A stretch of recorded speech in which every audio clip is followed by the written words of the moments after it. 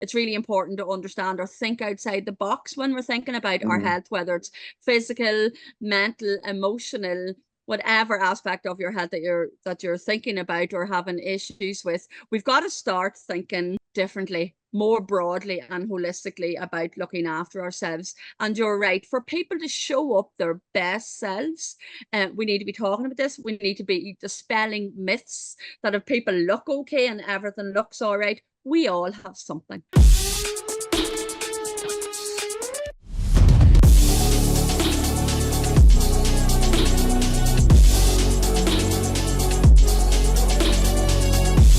Welcome back, everyone, to another episode of Wellness at the Speed of Light. I have two incredible guests today on the program. We've got Emma Weaver and Michelle McCrory, and wait till you hear what they are doing to help everything mental health, physical health, and you're going to hear a lot of this today.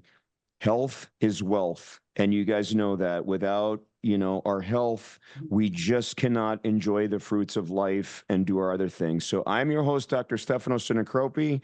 Hopefully I can do a great job today because we've got two really dynamic people on this call, and I really want to get their message out because it's something you just really need to hear about. So let's get started in Ireland with Emma Weaver and talk about how you got involved in mental health. But the best way to do this is, let me ask you, when you wake up in the morning, what gets you going? What gets me going in the morning?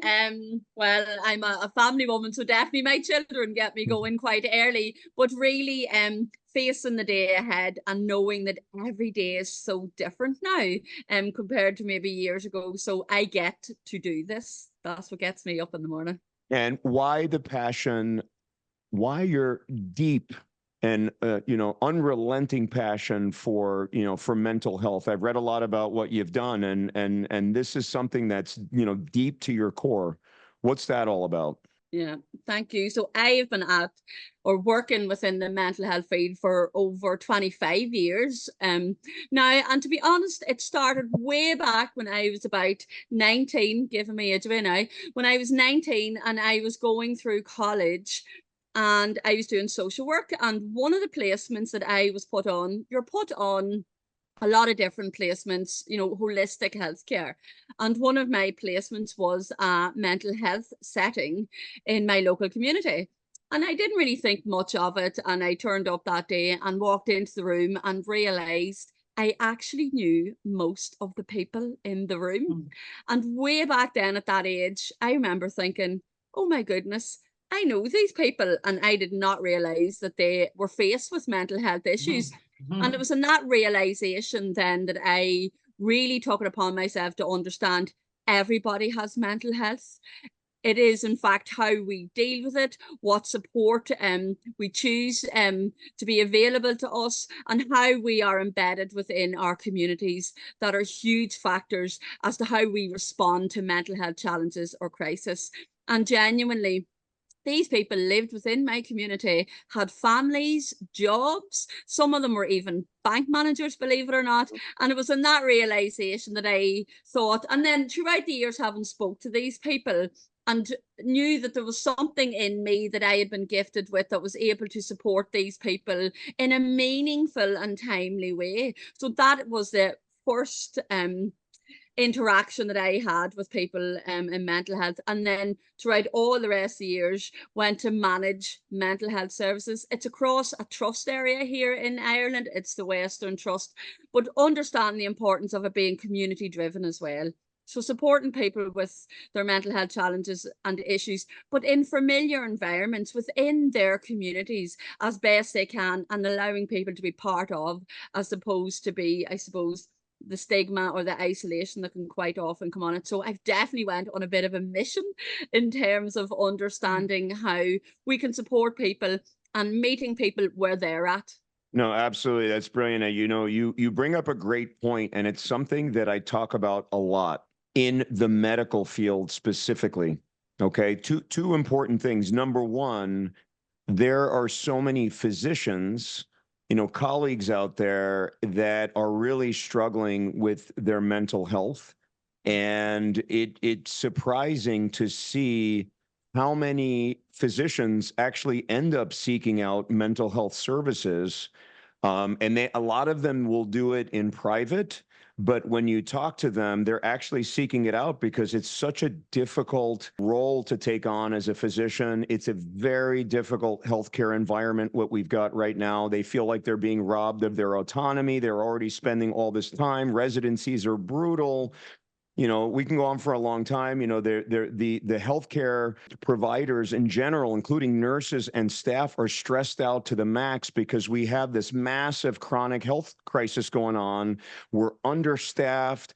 There are just so many mental health issues that go on, and I've talked about this openly. So you said it right. It struck me when you said, bankers were there, and Yeah. these people. It affects everybody. And then the second thing that's just absolutely, needs to be out there is this stigma on mental health is a no-no. That's a no-go. And I think that, people like yourselves, I should say, because, Michelle's really big on this as well, are out there just talking about how important it is for us to get, our own issues out there and how there shouldn't be stigma. And I think now in 2024, things have gotten better. But there still is stigma, especially in certain cultures.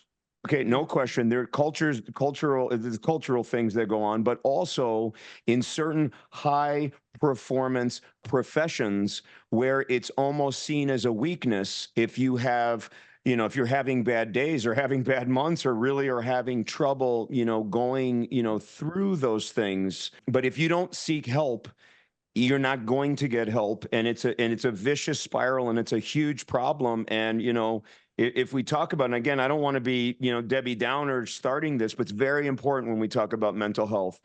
Physician burnout and suicide rates are unacceptably high, and they've gotten worse. It's a big problem. And we've got to talk about it. I'll talk about it, even if people don't want me to talk about it. I'm still going to talk about it because it's so, so important, because we need these people to be happy and healthy. I mean, they're not going to be ecstatic sometimes because life is tough, but we need them to have well-being and contentedness, because otherwise they cannot appropriately take care of the people they're taking care of. Same thing if you're a nurse or any healthcare provider. Same thing if you're a parent.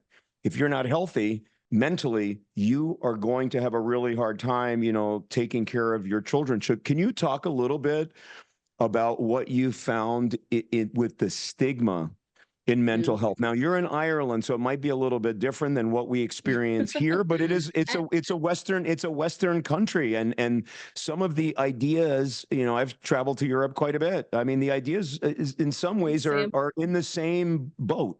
And there is huge research around this. And I actually appreciate the fact that you're talking about high performing people, because 4 years ago, I left that job managing mental health services and went out on my own and formed Mental Wealth International. And the idea around that is I recognized workplaces were a hugely underestimated environment for people struggling with their mental health. And would you believe it? Recent research done in the US has shown that 65% of workers in the US have stated that their mental health has impacted their performance at work. 65%. And that was Michelle kindly shared the document with me, the Lyra research piece. It's been huge. And again, it also focuses on Europe as well, and again, the Western countries. There's not that many disparities in terms of percentages. So you still have stress, burnout, and anxiety being the highest factors of impact in people's mental health and well-being. And I suppose if you're going to think about the percentages or the groups of people, depending obviously on the size of the country, you're only talking about 2 or 3% of the difference. So they're the three main factors that are impacting people at the moment with their mental health. And workplaces certainly is where I am focusing on at the minute, because it's not necessarily treatments that are the issues, it's access. Access is one of the biggest things. And that's why, again, and I know we talked about this earlier on, it's really important to understand or think outside the box when we're thinking about our health, whether it's physical, mental, emotional, whatever aspect of your health that you're thinking about or having issues with, we've got to start thinking differently, more broadly and holistically about looking after ourselves. And you're right, for people to show up their best selves, we need to be talking about this. We need to be dispelling myths that if people look okay and everything looks all right, we all have something. We all have something. There's not too many people that I have came across, certainly as you're getting on in years, that haven't been hit by something, and that's okay. We are all only human, but the only way we're going to reduce the stigma, and people quite often say to me, I'm sure it's different 25 years ago. So 25 years ago, we maybe weren't having these conversations. We're definitely having more conversations about mental health now. It's more acceptable. I'm not quite sure there's more being done. And that's the difference. No, absolutely. I mean, that is a great answer. And we know when I get back to you, here in a little bit, I want to talk about how important it is to teach things like resilience, right, early on in our children. Today's Father's Day. It's a great time to talk about it because as parents, we have an obligation to really get our kids resilient. That includes talking about how their feelings are affecting them and how are they really feeling as far as a mental health standpoint. I mean, I think as parents, teaching our children to become resilient, because life is hard. You're going to have these horrific sometimes challenges, right? There's children that lose parents. There's children that lose siblings. There's children whose siblings have horrible health issues or mental health issues. There's going to be bullying at school. There's this thing called social media that people might have heard about a little bit that is impacting our youth at a rate that it's hard. It's such a different world than when I grew up. It's so much more challenging and complex to be resilient when you're getting hit left and right, and it's nonstop bombardment with all this information. So we'll get back to resilience. I'm curious to know kind of what your strategies are for, keeping resilient and doing those things. So I'm going to get back to the U.S. Let's go to Michelle in Chicago. So Michelle and I, have, recently become acquainted and have so much in common because we just really want to make a huge difference. And what I love about, Michelle's story is that you started sort of on the other side, which is kind of the big industry, pharmaceutical camp. And then at some point had an epiphany or a calling, which something I feel, myself, and decided that you wanted to spend your time making the world a better place, connecting people in healthcare, in kind of just taking care of themselves. And you've become, just an amazing connector extraordinary. You've already connected me to a bunch of people, and it's pretty amazing because we haven't known each other that long. What gets you fired up in the morning? What's your passion?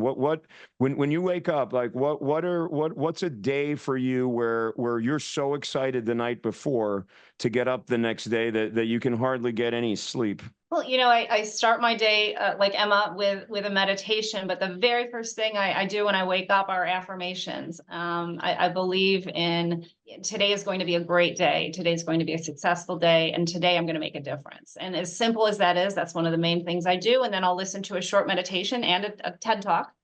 Usually that's my morning routine. And before that, during the night, I've been listening to, and I know, Doctor, you're into some sound, but I've been listening to a lot of subconscious programming as well. So that gets me going. But primarily, my main motivator is I really want to make a difference. So going back 30 years ago, I took a psych class, my undergrad class, and this links into what Emma was saying. They said, look to your left, look to your right. One of you will need mental health care. We know it's a lot different now. It's probably more than a couple of you out of the three need it, right? And especially post-pandemic. So I went, instead of going into counseling, which is my background, I went right into the pharmaceutical industry because I was young and I wanted to make money. I also thought, there were some innovative solutions and products that I was able to, there are some life-changing medications, which is, I'm not opposed to Western medicine. You're not going to take garlic if you're having a heart attack, right? So there are some innovations like the ones we mentioned. but I really want to make a difference. And what struck me as I became an entrepreneur was the cost of my health insurance, for example, and the fact that a lot of the holistic approaches I take myself, one of my hobbies essentially is in nutrition and nutraceuticals. And what drives me is I really want to help people. I really want to make a difference. I want to connect people, and I want to disrupt the broken healthcare system. Profit has its place, but it's way too profit. If a company like one of the big ones begins with, it's public information, United made 38 billion in profit in 2024. That's a lot, So I hope to essentially be kind of a Robin Hood of healthcare and a connector, like I've done with you folks. So, and little by little, one person by one person, I believe we're going to make a difference and fix the system. I believe we are all at a forefront right now of a major shift in how we currently treat patients and how we pay for their treatment. No, absolutely. Well said. And really kudos to you, dedicating your life to making a difference in helping people and connecting. It's really all about connecting. When I started this project, my own personal project of health and wellness and really understanding alternatives to the things that I had been taught and learned in medical school.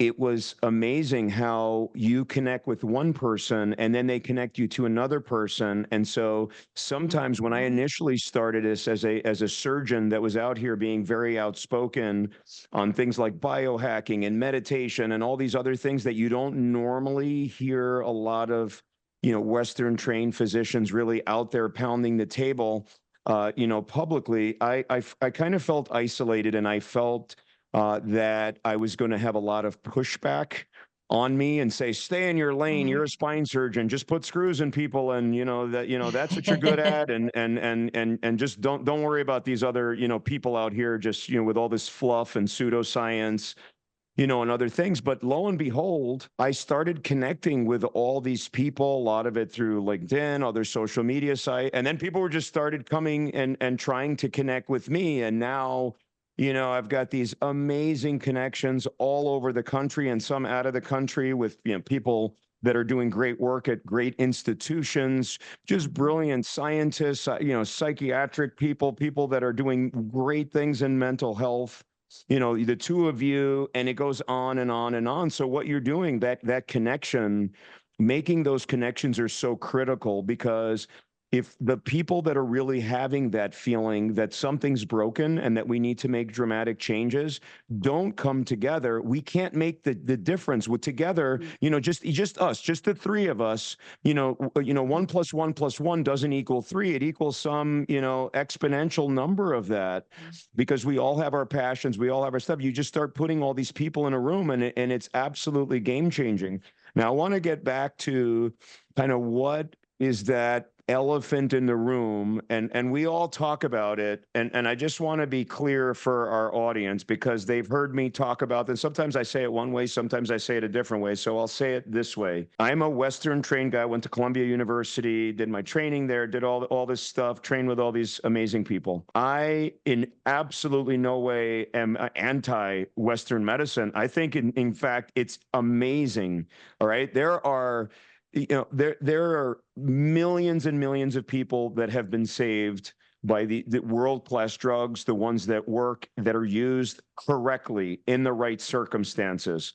There are all types of surgical techniques that fix people. If you have a trauma, if you have a failed whatever, this, being in the West is incredible. For to go to Western medicine trained physicians or whatever physicians, physician assistants, nurse practitioners, nurses, and so on. When it comes, however, to our biggest problems, which are the explosion of chronic disease, including mental health, right, and the explosion of the following: I just don't feel well, right? That's it literally, that is there is no way, I don't have a study on this. I could just tell you the number one complaint of my patients, whether it be pain, mental health, their shoulder, whatever, it's, I don't feel good, doc. Okay. Western medicine is not doing a good job on that.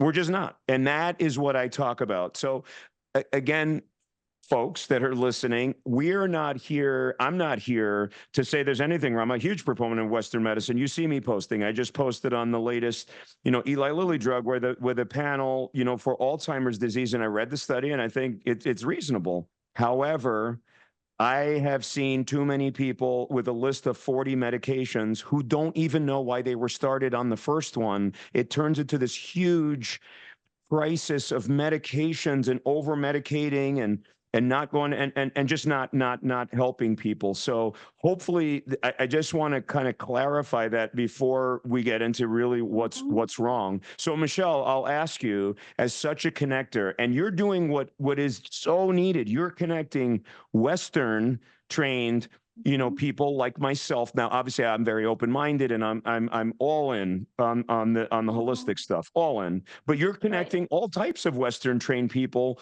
to people that are mystics or whatever, that they're doing the opposite end, and that's brilliant. And that's what we need. We cannot get better. So, what do you think? So, again, let me give you more of a platform to talk about. What do you think at the core of it? I get the monetary thing, the capitalist system, all that, but at the core of it, what is wrong with the way that people are managing their health now? And what is your vision of how we can get to that next level where we really get people the care that they're looking for?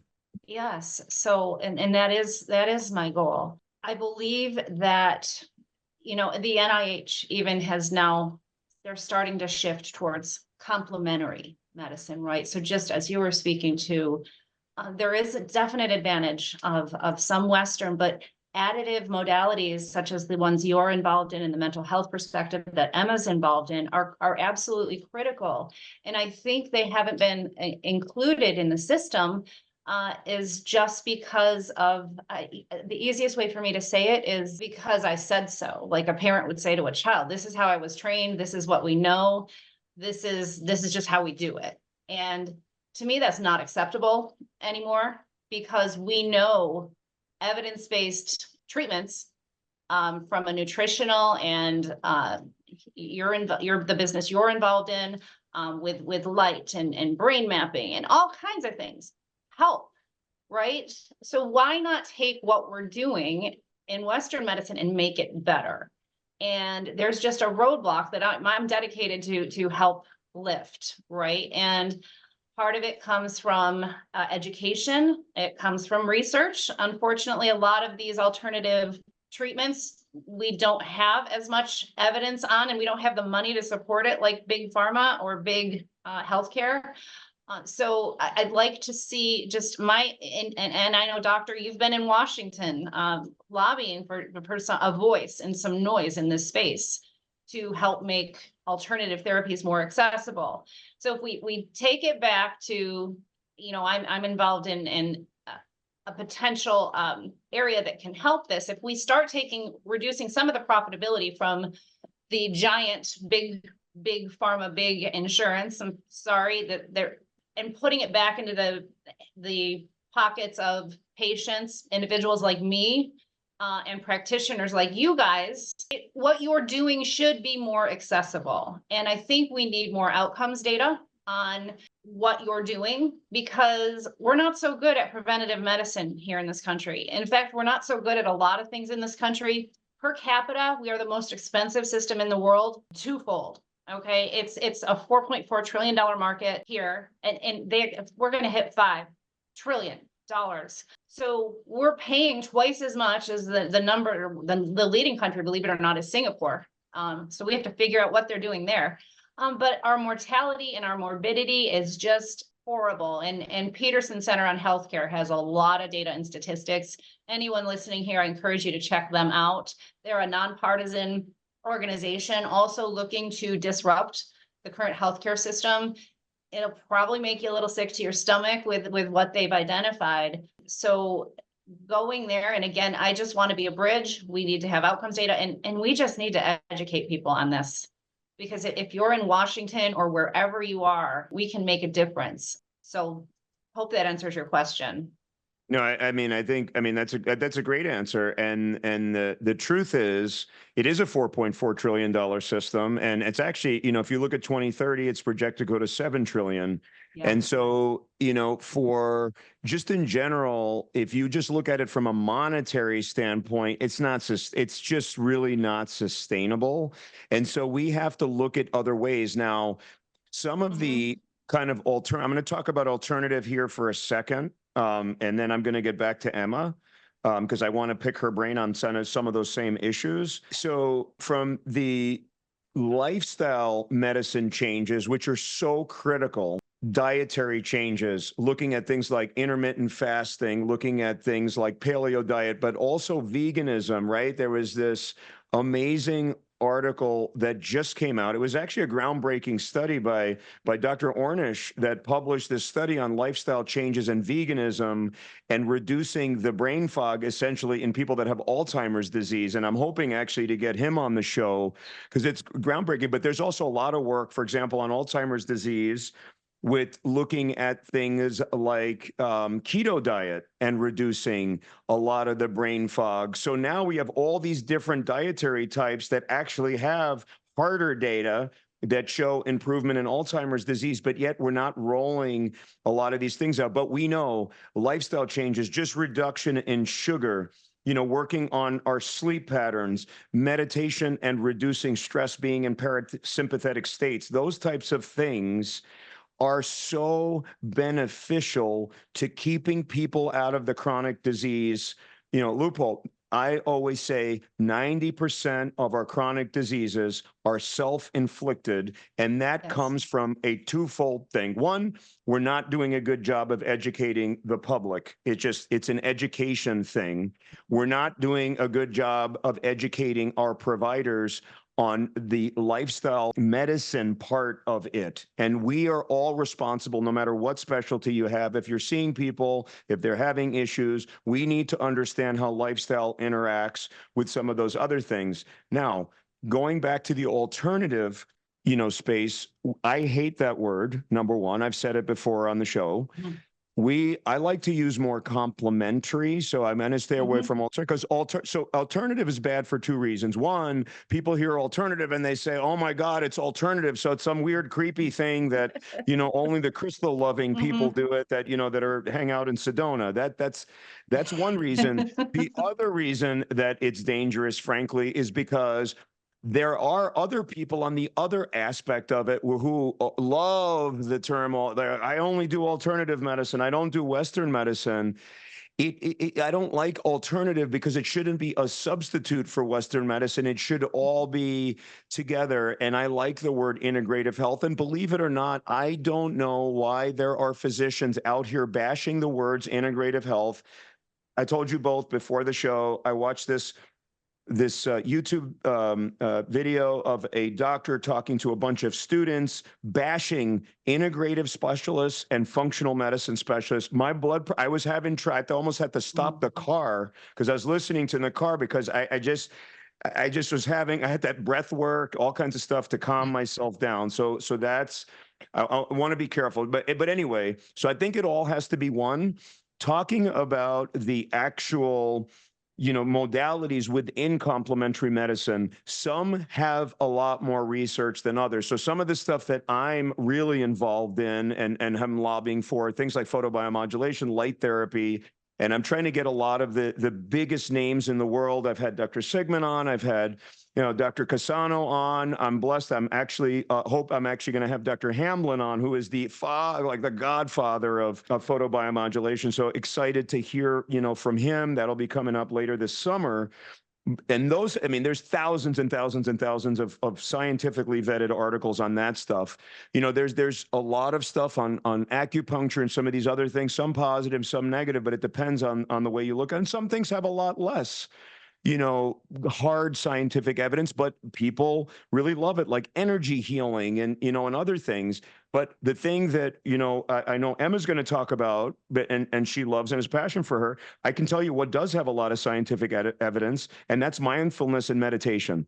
It's undeniable that creates changes in our bodies that are very positive. It changes our actual expression of our genes. This is documented.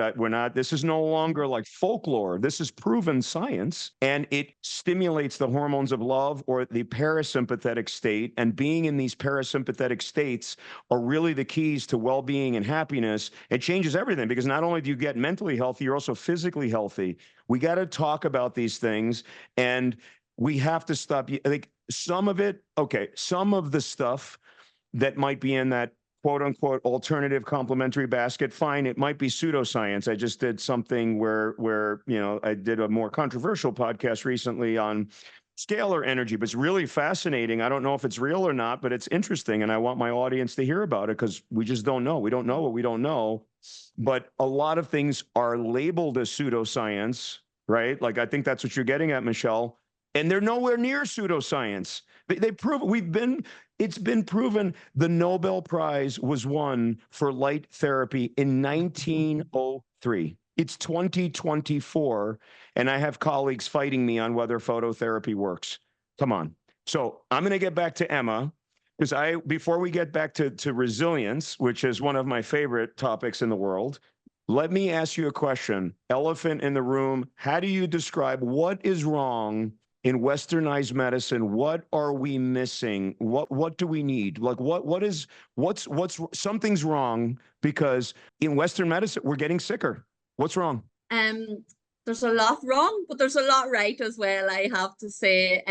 I think, or I believe, so I'm going to give you what I believe. I believe, and there's an evidence pathway in all of this, and I was delighted to hear you mention in 1903, because I was actually going to say we need to just look back. We need to look back at the evidence that there is, where people had better, healthier lifestyles. Life was slower. There wasn't as much technology. Now, technology is amazing in a lot of things, but we've got to understand what we're using it for. I believe a lot of it's fear-based. I also believe we're not asking the right questions. Indeed, we're not even taking responsibility for our own health and well-being. We're just going along with what we're being told, and not questioning different things. And I believe there is room for both complementary. So we need medicine. We do, for a lot of things need medicine, but we also need to remember and understand and create meaningful evidence-based conversations around lifestyle choices and what we have already available to us that you don't necessarily have to buy. We just need to understand. We need to go back to basics, is probably the short answer to what I'm trying to say, and recognize what worked before and why we've changed it. What was the reason behind that, and the fear element of going back the ways, because we live different lifestyles now. Our world is completely different, and that's okay. However, we are still human beings. Our bodies are still our bodies. We haven't necessarily physically evolved that much that the things that worked before wouldn't necessarily work now. And I also believe, given the world of technology and all that has changed, we need to understand the impact of trauma and how it can affect our choices as to how we are choosing to live our lives. We're not asking enough questions. We're not understanding our triggers. We are just believing maybe what we're reading, what we're hearing, what we're watching, without making it more person-centered. A lot more open conversations around that. There are evidence pathways in most things if we go back far enough, and we need to be open to the conversations, because we're all professionals here. We have decades of experience, knowledge, skills, qualifications behind us, and yet here we are having a conversation about something that still not everybody's willing to get on board with. But we do indeed, whether it's through history or through research, core research evidence pieces, have all the answers. I'm not convinced everybody is choosing to listen or to understand or wants to make those lifestyle choices, and that impacts our youth coming through as well. There's been a lot of world events, I suppose, throughout all of the years that have impacted our resources. And again, what are we prioritizing? What are we prioritizing in our healthcare systems, in our health? Like, it all starts at home. We need to be opening our minds around what really can work in our mental health. And obviously that's the background I'm coming from, but our physical health as well. And it's all connected. You cannot have one without the other. You cannot have good mental health without some form of good physical health, and the same the other way. You can't be physically well. And I've been challenged in conversations around that. But I defy anybody to say that you can be one or the other. It's all the same. Yeah, that's beautifully said. It's absolutely an integration of all of those things. And when we talk about mental health, man, as a physician, I am a surgeon. I take care of all of these people that, have had chronic pain for a long, long time, and really having made myself a lot more of an expert than I was a couple of years ago on mental health and how everything plays into it. It's not just as simple as, I see a patient and clearly they're having significant mental health issues because of their pain, and I know they need surgery because it's something that is a serious, serious problem, because otherwise we really do push it down the road. But if it's something they really need to get taken care of, and it's a source of them having worse mental health, understanding now that it's not as simple as, okay, I'm going to send you this psychiatrist so he could put you on some, on antidepressants, and then it's great. Then we're off to the races doing these surgeries. Understanding that it's a combination of, how they see themselves, how they are, doing the lifestyle things, including meditation, including their diets, because we know that, again, going back to these different diets, just going on a ketogenic type diet or even veganism, they work in a completely different way, but they work. I'm a big proponent of keto and of intermittent fasting. There is massive evidence that shows that a lot of mental health conditions improve. Is that the complete answer to it? No. You need counseling, you need therapy, you need people, to help you along. But again, even as a Western trained physician, if you had asked me this question 2 years ago, I would have probably given you some just random thing that you would expect from a surgeon. Yeah, we'll just send them to a psychiatrist. They'll be fine. They'll work it out. It's fine. It's their pain, or it's just their pain, or it's just whatever. So I think that that's great. The other thing that you brought up, which is, which is going to get us back to the resilience point, is the fact that we used to live such simpler lives. And even though there was always hardships, there's always been hardships since we became human, right? It's so much different now. It's literally nonstop for some people. We have so much on our plates to deal with. It becomes difficult, and it starts right away. For those of you watching this, have you ever seen one of those type A parent, worksheets with their scheduling plan for their children? I'm like, do these kids even get a break for a millisecond? Let them go outside and play for an hour, for God's sake. Why are you scheduling 7 things Wednesday after school? It always just fascinates me. We are putting so much on us, but we live like this. We all do, right? We're all busy here, and then our kids are busy. They got all this stuff. It's too much. So one of the things in mental health is figuring out ways to live in this world. This is 2024. Some of it we can all, I can sound like an old person and be like, I used to be good in the old days, and not do anything about it. Or I can have people like you guys tell us ways that we can strategize to make things better. So I'm going to ask you, in 2024, what do you think are the absolute keys to making our kids, but also adults that are really struggling, more resilient? Like, what are the keys? Like, what are your resiliency principles? Great question. And I can definitely give you a general term. Everybody is so different. So to me, consistency is key, and finding what works for you. I know in my house, I have 3 children. Some are adult age and some are younger as well. And we all do different things. However, we do it consistently. And even when I'm out delivering workshops or talks, or even through the mental health first aid that we deliver, we really try and get people to understand, they call them tools, toolboxes. Really work out what it is that you are doing when you are feeling well and make a note of that. Be intentional and make a note of what it is that you are doing on a good day at the end of the day, and you're feeling fulfilled, because there's nobody better to tell you what it is that you need to be doing on a consistent basis than yourself. But you've got to figure it out. Now, because the world is so fast paced, we've got so competitive. You know, like, we need to define what success means to us. Success means, to me, means freedom and choices. I get to choose. You know what I mean, in life, regardless of what it is. But we need to figure out what is success. 18-hour day where you only have 6 hours left to try and, you know, figure it out for yourself.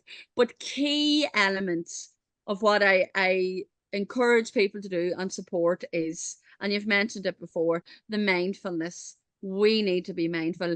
We intentionally need to be mindful every single day. I mean, they say you need to slow down to speed up. That's how it works. We've got to give ourselves a break, and we've got to make that the normal. That needs to be normal. That is how our brains work. And again, we're talking evidence-based. There's loads of evidence around mindfulness in terms of drawing it back, bringing it back inwards. It's just not how we work to be. In fact, you're less productive if you're on the go all of the time. You're more productive if you take time out. Now, I am a huge advocate for breath work, and this is what I was talking about a moment ago. Everything doesn't have to cost loads of money. We potentially already have it. So breath work, learning about it, you know, understanding again the science behind that, but as well how you're feeling around it, and build that up.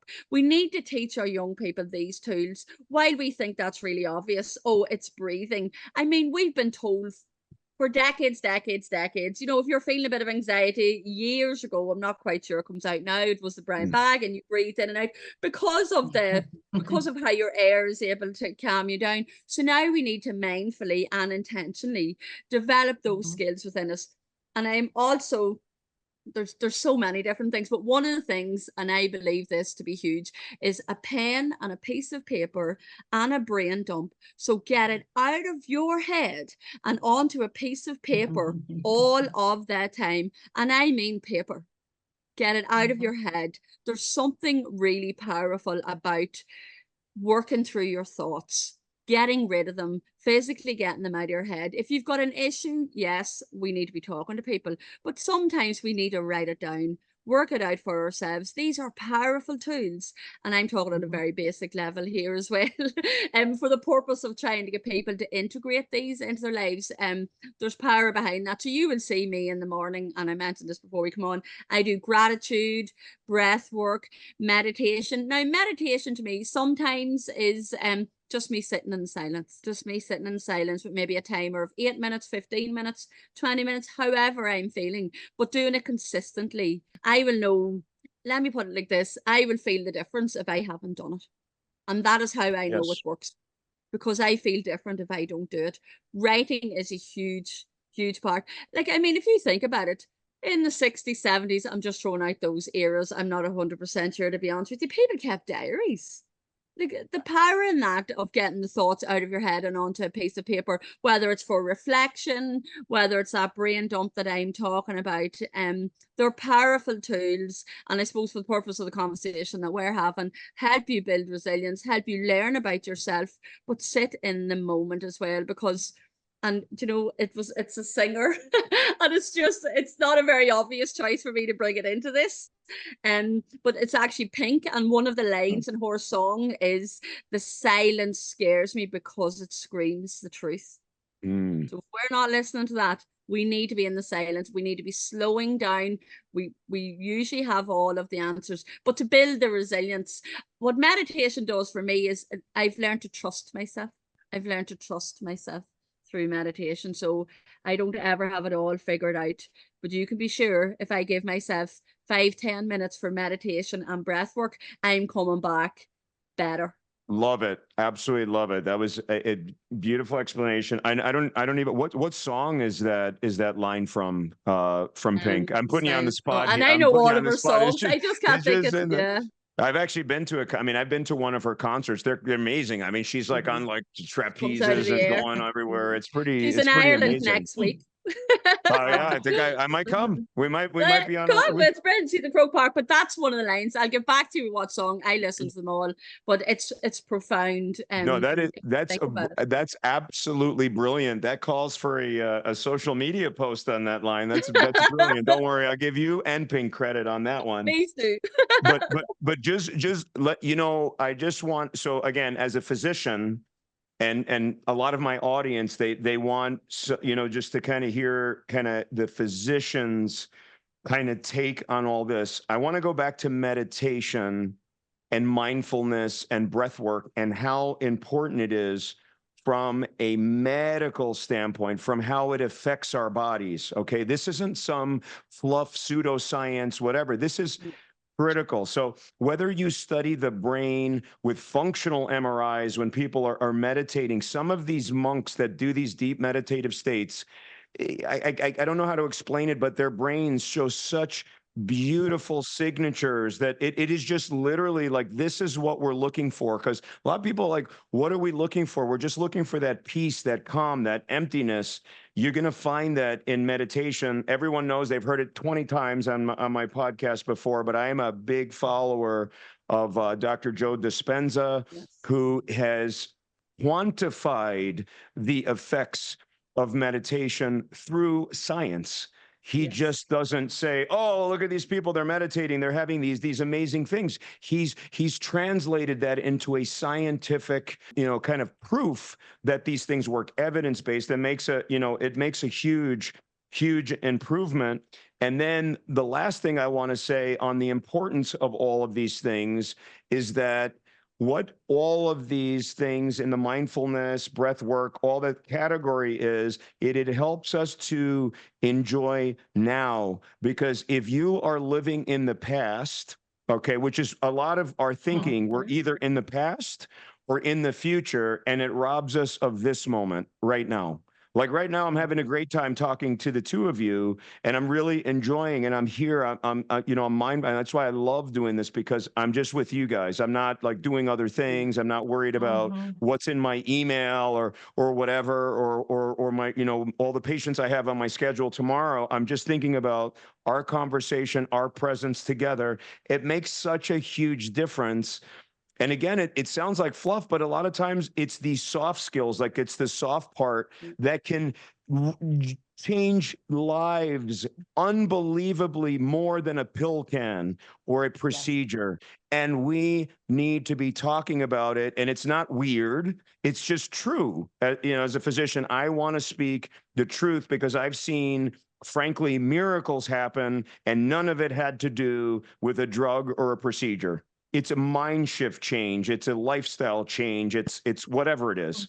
And so just I love this topic. We could go on for hours. We might have to change this podcast to the 4-hour version, because you know, there's so much to talk about. Now I want to go back to Michelle, because we really need to talk about it. Okay, so Michelle, you want to do all these things. I want you to get our audience to understand. Now we're going to call you, you know, the kind of the connector in chief, because you're great at it. I mean, you know, and it's like, what connectors can do is they can say, "Oh my God, this person and this person together, they might, you know, they might, you know, start whatever. They might change the world. Who knows?"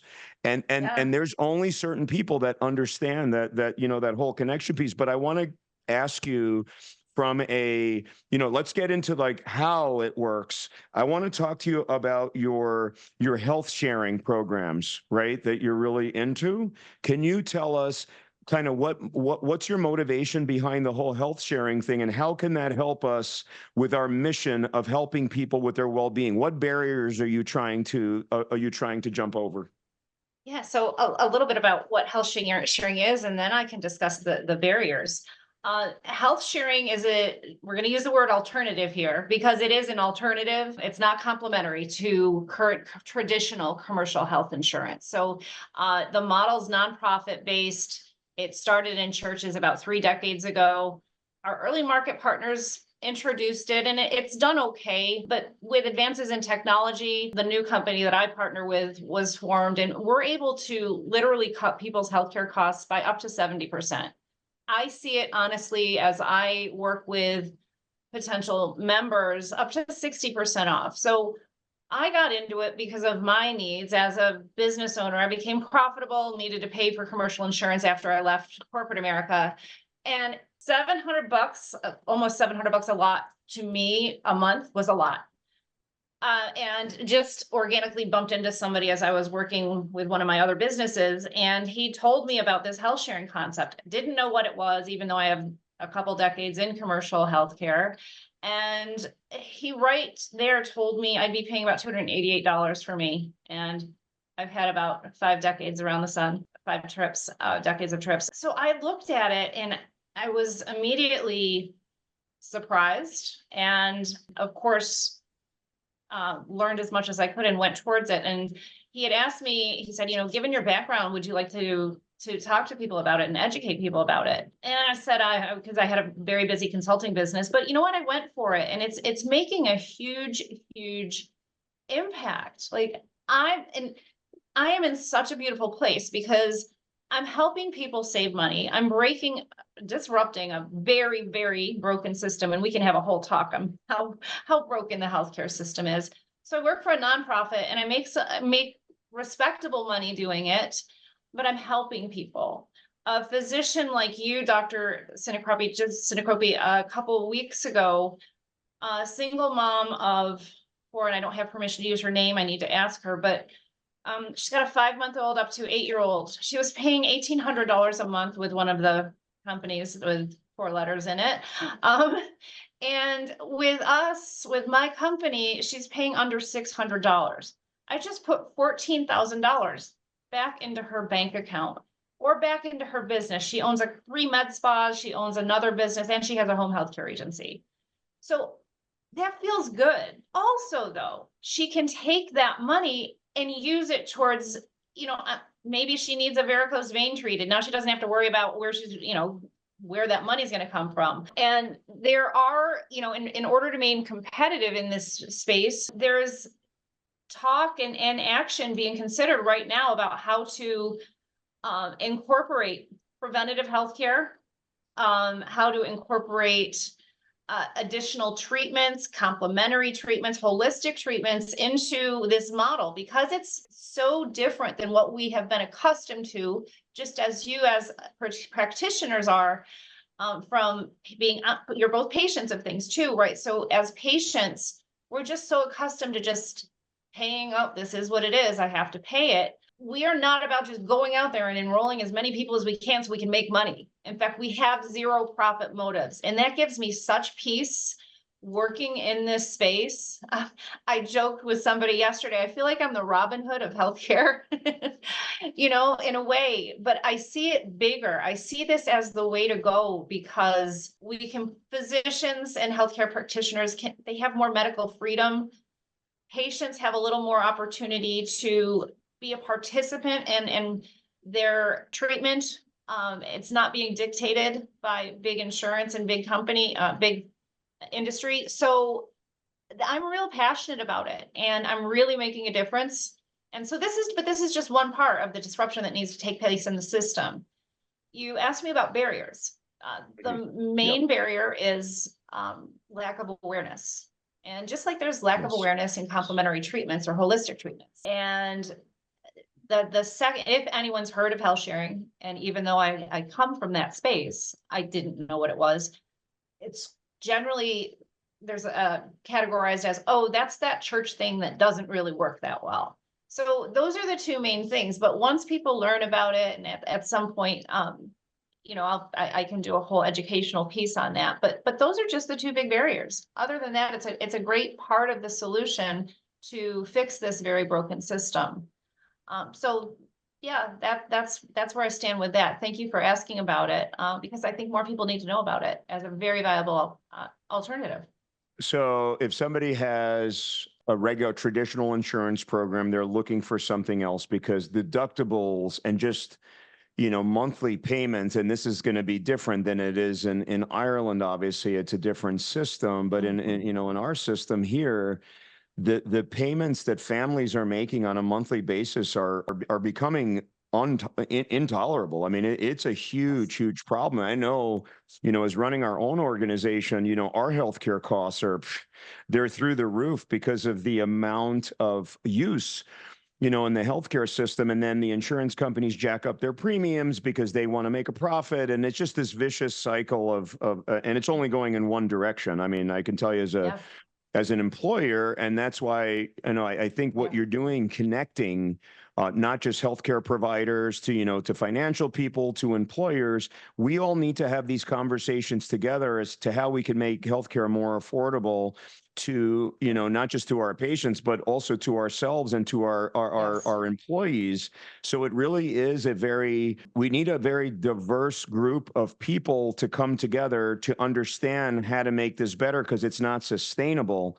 Before we get into the, initiative, because I want to get back to the connecting thing, because you've got these great events coming up in Chicago and then Minneapolis, which thank you for inviting me and Emma to be part of that. We'll talk a little bit more. We'll get into that here in a minute, but getting back into, kind of the health sharing model, how do people, first of all, even get into it? Like, how do they even find these health sharing plans? And then when they're in it, and I know you mentioned some of that, does it give them access to everything they would normally have? For example, if they were with like Blue Cross Blue Shield, it like traditional, or does it then expose them to more things like you had mentioned? Because one of my concerns, I'm sorry to make this a long-winded, run on, so it'd probably be 20 commas in my question, but sorry to make this, but one of my concerns, and again, something I recently talked about publicly, through my social media channels, was my concern that today, us as providers, not myself, because I've changed the way I practice, but us as providers, basically, we treat with what we have available for what insurance covers. So how does health sharing, again, so how do people find health sharing? What do you get covered in health sharing? And how much outside, like, can doctors, like if I see a patient that has a health sharing plan, like what can I recommend for them? Are my hands tied like they are with regular insurance, or can I get a little bit more creative and really send them for what they really need, especially some of these more soft treatments? Right. Good question. And that comes up. In fact, we have physicians that actually offer impact. You don't have to offer it to accept it. There's no network. So you can go to any MD within any hospital, any doctor. Anything that's traditionally covered by traditional commercial healthcare or Medicare is going to be reimbursed. And then it's looked at on a procedure basis. So if there's certain types of injections or things that Medicare approves, we'll definitely cover it. However, having said that, we are looking into providing more freedom. So one of our physicians on the team who is part of Impact is part of the medical freedom movement. And he likes the ability that we have a couple naturopaths also representing Impact like I do, because they're finding value in offering it. They're finding that they are getting reimbursed for certain things, right? Fairly and rapidly at about 30% higher than a traditional commercial insurance company would pay them. They're also being reimbursed rapidly in less than 2 weeks versus 2 months, rejection, prior auth, pre-approval, this and that, back and forth. So although healthcare sharing has been around for decades, the company that I represent we brought over this Uber level technology. In fact, people call us the Uber of healthcare or health sharing. I hope we do as well as Uber did 10 years ago. So it's just an alternative. And the way I also look at it is that money I'm saving, like for me, $5,000 or $6,000 a year, I kind of have that to put back into my gym membership or the couple $100 of supplements I order, things like that. So if you look at it that way, and again, I can't speak prematurely, but stay tuned, because I think you'll be, and this will probably warrant another podcast here about what's coming. There's a few exciting things because we can't make money. We're exploring right now at the moment and how we can give that back to our patients. Yeah, that's fantastic. And so, I'm looking forward to, and it's called Impact Health Sharing, correct? Yes. The company. So if people Yes. want to look into that, I think it's Yeah. something. And is it offered nationally or is it state specific at this It's time? accepted nationally. If you go out of the country, of course, you're covered. If anyone is interested, we can drop at the end of the podcast how to get a hold of me, because I would be the person to bring it Yes. in to Impact. My individual company is called Impact Health Life. So I can give you contact info on that later. So just let's talk now about your connection, your connecting skills and these events that you are putting together, which I'm very excited about, because when you talk to me about it, it opened up an entire new avenue, because we want to be out here sharing this with a very diverse group of people, like, again, including our colleagues, anything in health, from Eastern to Western trained, whatever. And then, wealth managers, companies, executives, and just the general public, anybody that's really interested in a different way of looking at things. Because again, we're trying to make a change. And so now it's called International Health is Wealth Expo and Gala. How did this come about? Is this like, where did this idea come from? And what are the goals of these events? So this came about through, with Impact Health Sharing or Impact Health Life, I do a lot of networking. I have my own networking organization, and one of my Impact Health partners named Tom Jacomas.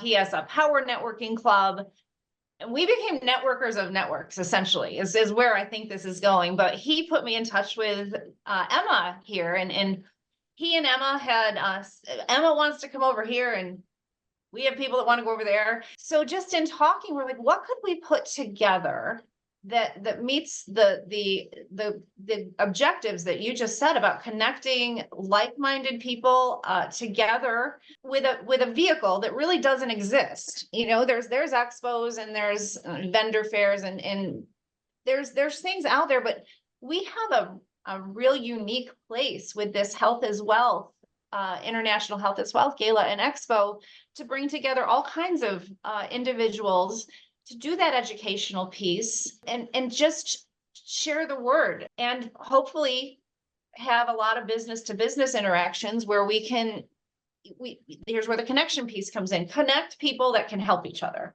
And if they can't, they know someone who is. That's the basic principle of networking, right? So this was just the way to do it. And after talking with Emma and Tom, and now you, we see this going global. This is our first here on September 14th in Minneapolis. So we're putting together the details now that we have you on as the keynotes. So this will be the first of the series. There'll be one coming up following in Chicago, and then we're going to go national and global with it. And we just see it getting bigger and bigger and bigger. So that's how it came about. And just stay tuned for more information, please. Yeah, well, it's exciting. I'm excited about, talking about the changes that we need to make from almost kind of from a kind of a Western society, and really talk to a diverse crowd about how exciting the changes are going to be over the next 5 to 10 years. We're going to change it all. I mean, I am so passionate about what needs to happen.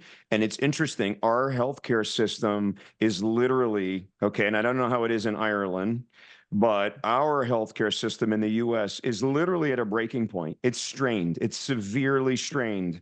And so just from the sheer need of having a very, very strained system and something needing to be done now, sometimes it's not until you're about to crack that everyone says, oh gosh, we better do something about this. We just can't do this anymore. And I hope to be part of leading that movement, to do this together, because as you know, necessity is the mother of invention, and we need to make changes, and we need to make changes right now. That's kind of how I ended my talk when I was at the Capitol last week. This week, the changes have to come now. There's not like, oh, we'll see how it goes and fight. No, today we need to make these changes today. So hopefully we have a nice diverse crowd at these, events and really are able to then spark more connections of like-minded people that want to make changes and make a real change.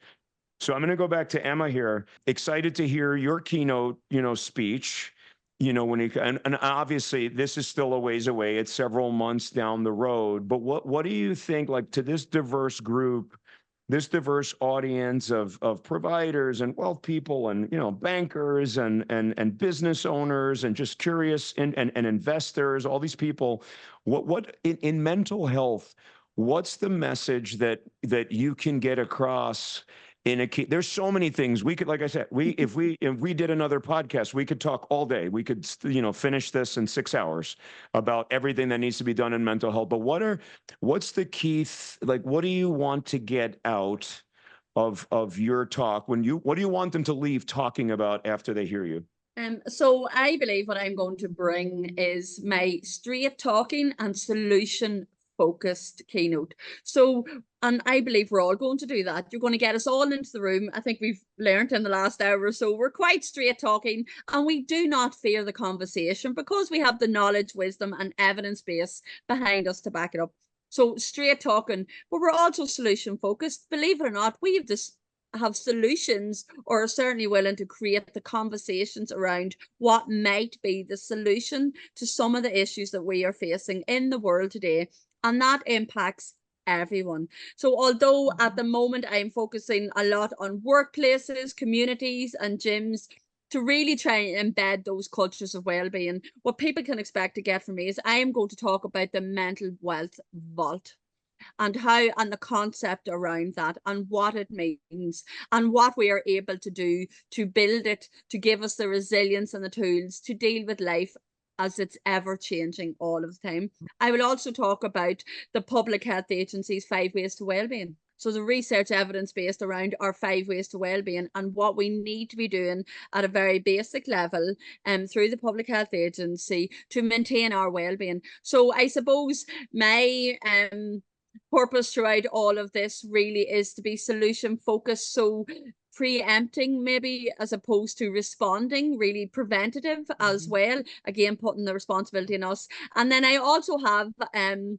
analogy and it's called SWAM, and it's where I talk about the people that we surround ourselves with are key to our well-being. So I'm going to talk about that as well. Well, I am super excited to hear your talk. Hopefully I don't follow you. Hopefully I go first so I don't have to follow a really tough act, because then they hear me, I don't know, that guy. She was amazing. And I don't know, this guy, maybe they can go out, for bathroom breaks and stuff when I'm talking. But, so Michelle, tell us about you. I want to know about your own story and why this seems so personal to you. It is just because of my experience as a human and a woman and as a patient. And what triggered me to say this is based on what you and Emma had just said about Emma, you with mindfulness and breath work and meditation. And of course, I was told that years ago. And even though I studied it, never really did it. But that evidence-based component came out and I saw what Dr. Sinicropi referenced. And I'm like, okay, this is legit. I feel it works. Now I know it works. So I had that combination, but I would say about 7-8 years ago, you probably wouldn't have recognized me. I was overweight. I had an inflammatory condition. I had fibromyalgia. I honestly was getting around like I was 80 years old. And I feel it was due to a lot of toxicity in my environment. I feel our environment is extremely toxic. But I wanted to share between mindfulness and breathing, honestly, simple as 3 deep breaths, right? When things are stressed, it's amazing the reset that happens. But from a medical standpoint, I couldn't get around. They had put me on all kinds of medications. Nothing really touched it. So I just switched my lifestyle and really with nutrition, HIIT training type of exercise. It's actually exercise coaches is where I'm an actual personal trainer.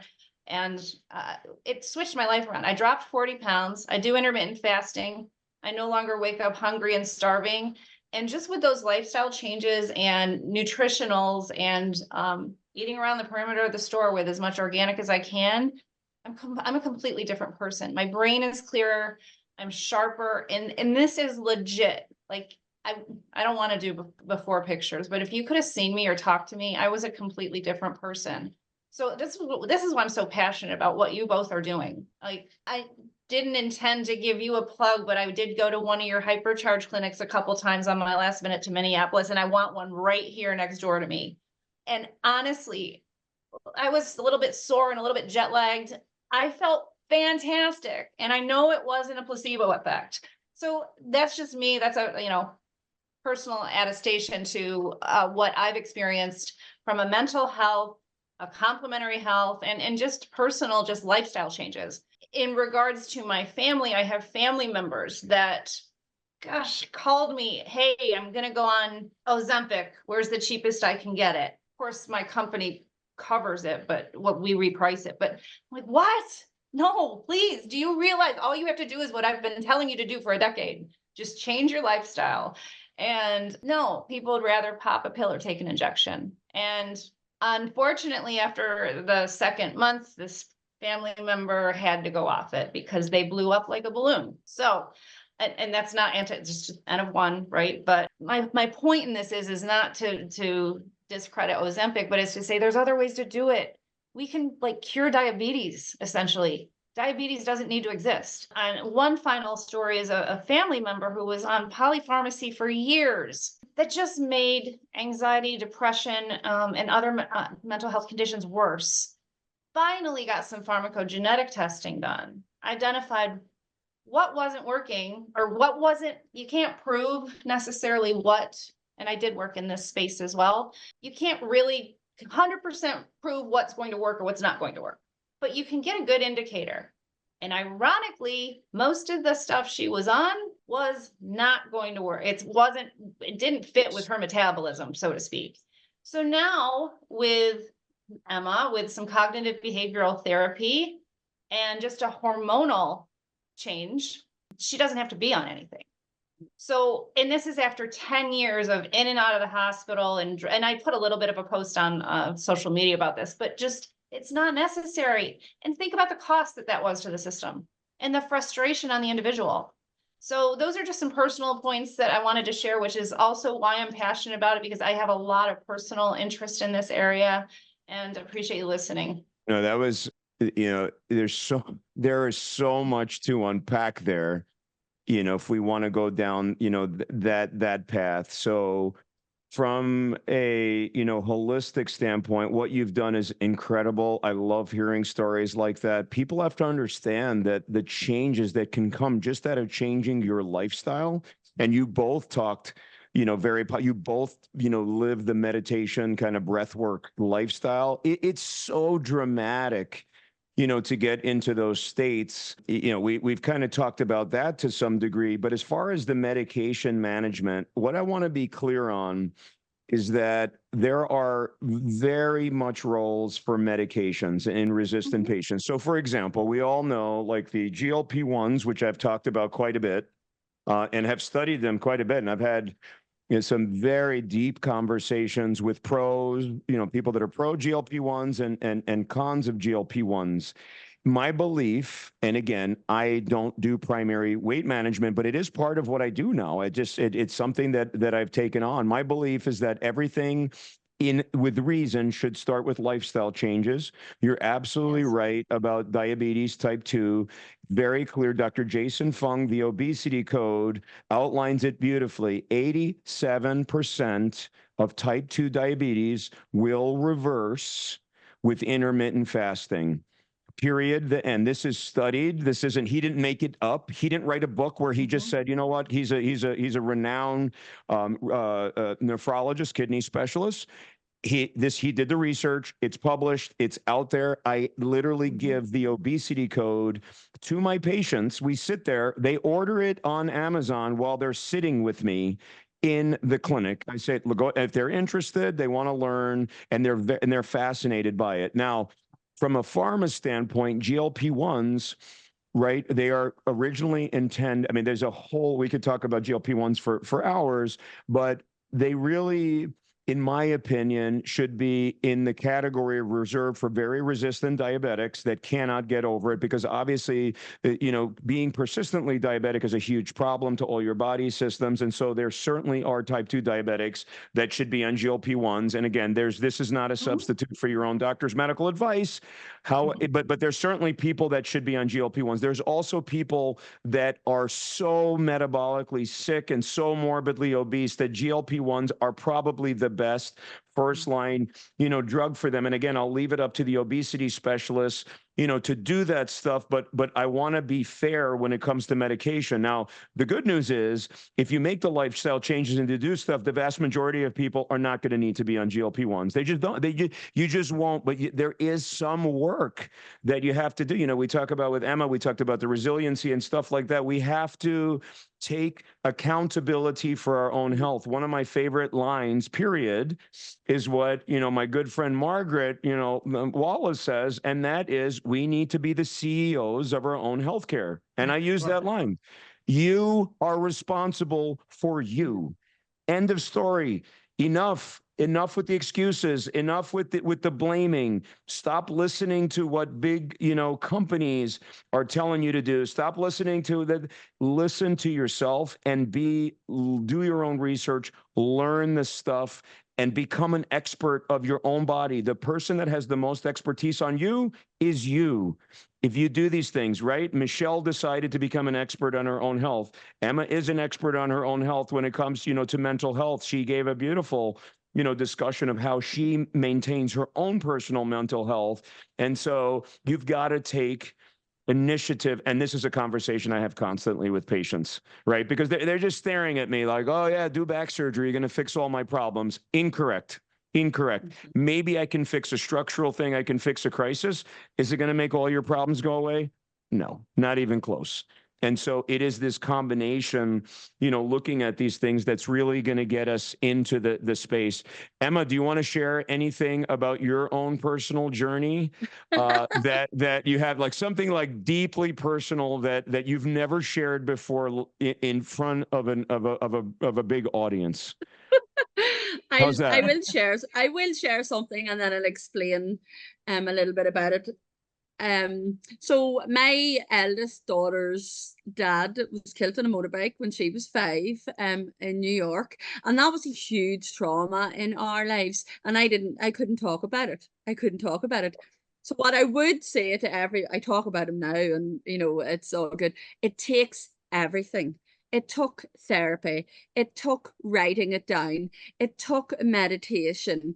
It took joining groups of similar interests to allow me just to be me. It takes everything to deal with your mental health, whether it's issues or challenges or trauma or things that happen in your life. Now, I don't share that with a lot of people because obviously it's very personal to myself and my daughter, but I would encourage people. Talking therapy is amazing and it works, but there's more.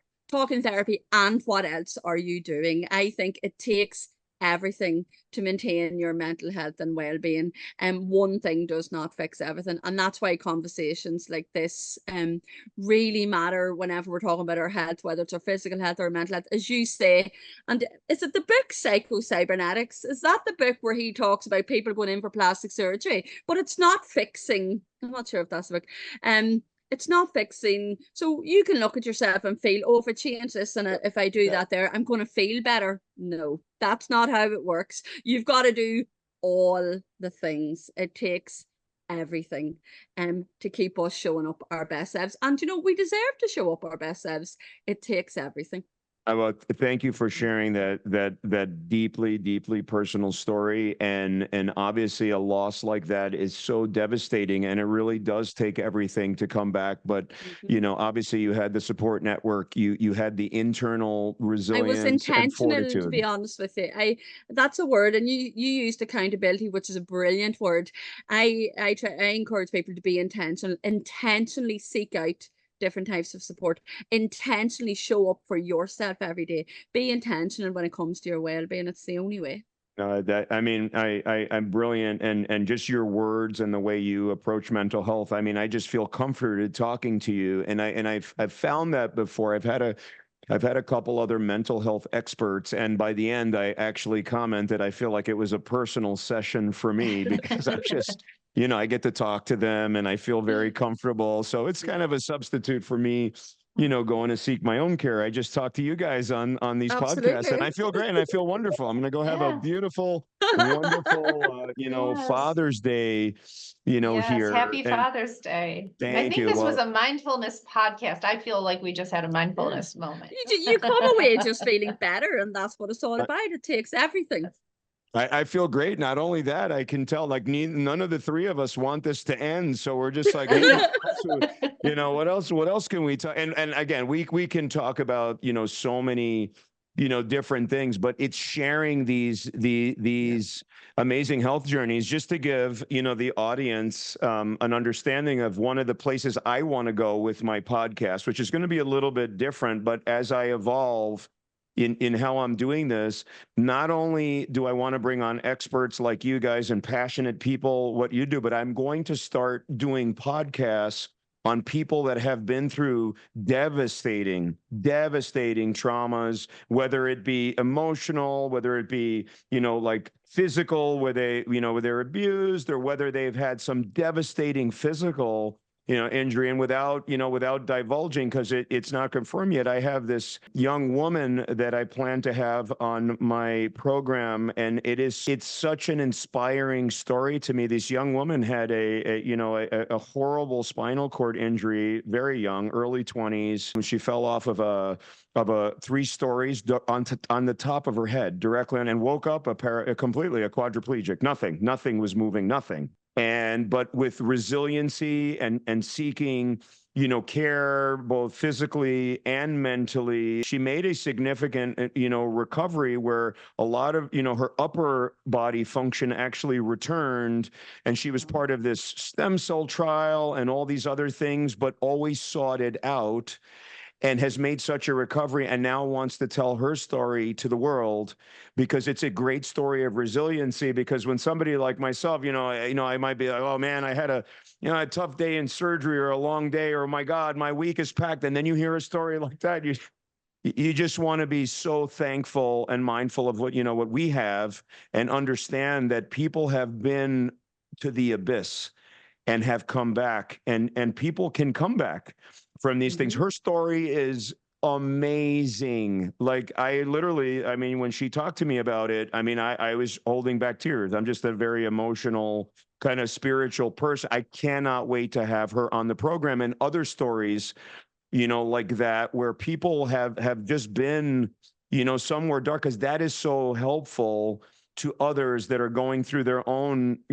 trials and tribulations, where they're not necessarily part of groups or something, but can just watch a podcast and get comfort from that. But I want to start telling these stories too, as part of this ecosystem, because the stories are just as important as the experts, right? I mean, it's all, one big, kind of, humming together to make the world a better place. So it's been great. Yeah, Yeah, thank you. thanks We again. learn from each other. That's what it's all about. Absolutely. So as we wrap up here, and this was wonderful. Thank you both, for coming on. Emma, how do people find you if they want, or that you've piqued their interest now? They want to learn all about you. Where are the best places to find you Yeah. out there? So I suppose if you want to get an essence around what I talk about, I've done 2 TED Talks. One is on IVF, and the other one is on mental wealth and the concept around it. So I am one of these people that is not afraid to talk about the things that people do not want to talk about. I will put it on the table, and let's create a conversation around it. But Mental Wealth International is the organization, and really trying to capture the essence of, indeed, and how fitting is it? Your health is your wealth, and we need to start thinking different. So you can get me on all platforms. So Mental Wealth International, or indeed Emma Weaver. I'm pretty accessible. Well, thank you so much for coming on. Michelle, tell us every way that our audience can find you, learn more about health sharing, connecting, more about you, Yes. and things like that. Sure. I think the easiest way is through Community Connect, one word, USA.org. It's being built, but it'll still take your information. And then I can redirect you to wherever. I have, of course, on LinkedIn, Michelle McCrory, 2 C's, 2 R's. And I'll just reach out to me that way, and I'll get back to you with the best way to respond. You can also find me on other social media outlets as well. But those are the easiest ways, including Well, Facebook. Well, yeah, fantastic. I mean, this has really been wonderful.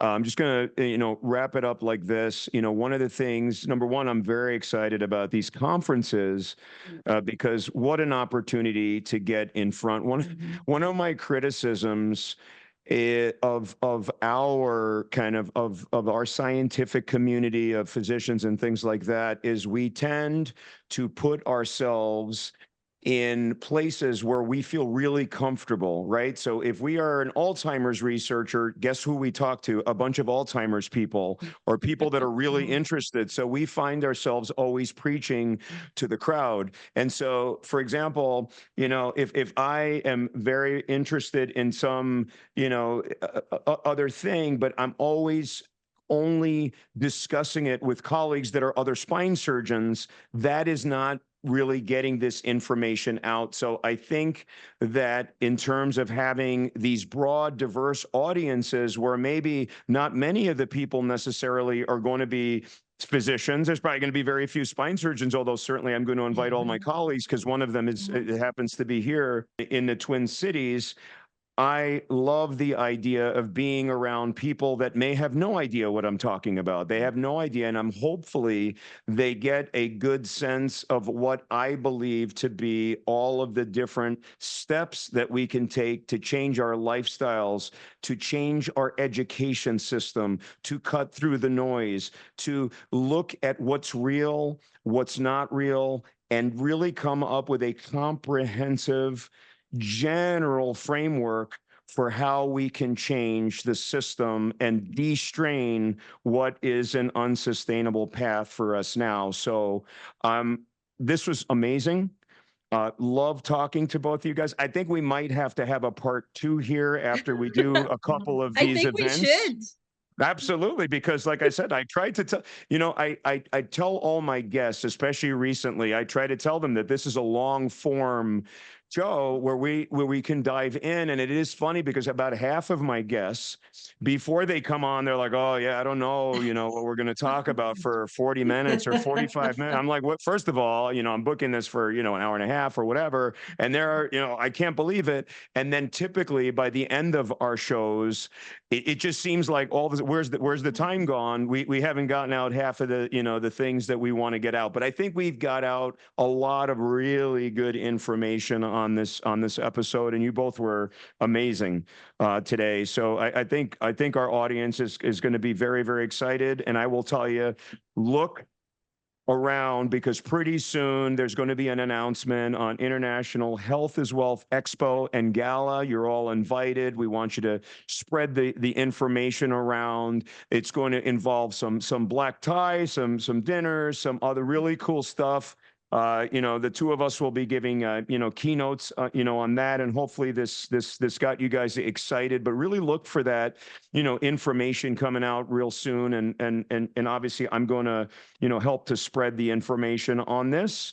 So hopefully you got something out of this on another episode of Wellness at the Speed of Light. We will see you on the next show. And Dr. Sinicropi, I'd like to thank you very much for having me on today and helping me get the word out. It's my pleasure. I cannot wait to see this gala that you put together. Thank you.